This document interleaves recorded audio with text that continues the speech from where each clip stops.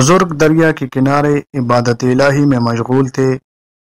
کئی پہروں سے کچھ نہ کھایا تھا، بھوک کی شدت کی تاب نہ لا کر اٹھے اور دریا کے کنارے کنارے چلتے رہے۔ اچانک سامنے سے ایک سیب بہتا ہوا چلا آتا دیکھا۔ حضرت رحمت اللہ علیہ نے بھوک کے عالم میں اکھا لیا۔ کھا لینے کے بعد دل میں خیال آیا، پتہ نہیں کہ یہ سیب کس کا ہے اور مجھے تو مالک سے اجازت لینی چاہیے تھی۔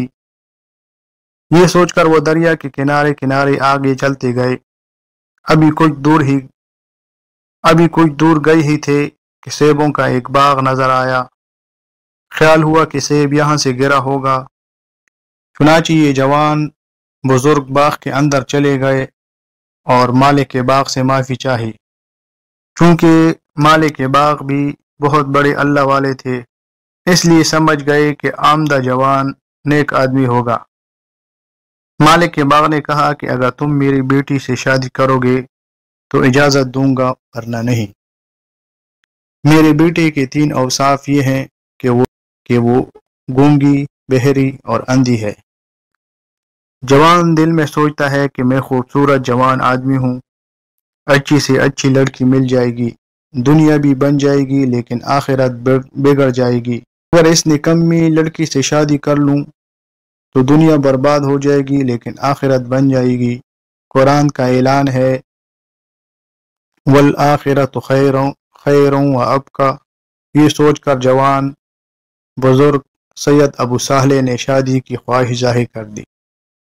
چنانچہ نکاح ہو گیا۔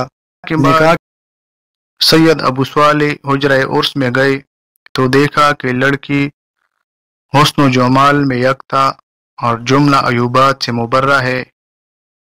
خوشی اس لیے ہوئی کہ دنیا اور آخرت دونوں بن گئیں، اور پریشانی اس لیے تھی کہ سسر نے جھوٹ بولا۔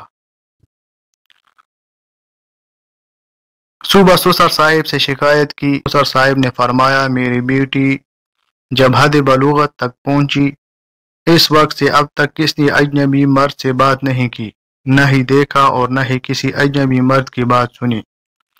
اس اعتبار سے وہ گونگی، بہری اور اندھی ہے۔ ظاہری مفہوم مراد نہیں۔ یہ مالک کے باغ سید عبداللہ اسماعی رحمت اللہ علیہ تھے۔ انہی 2 پاکیزہ ہستیوں کے ہاں ربانی شیخ عبدالقادر جیلانی رحمت اللہ علیہ کی ولادت ہوئی۔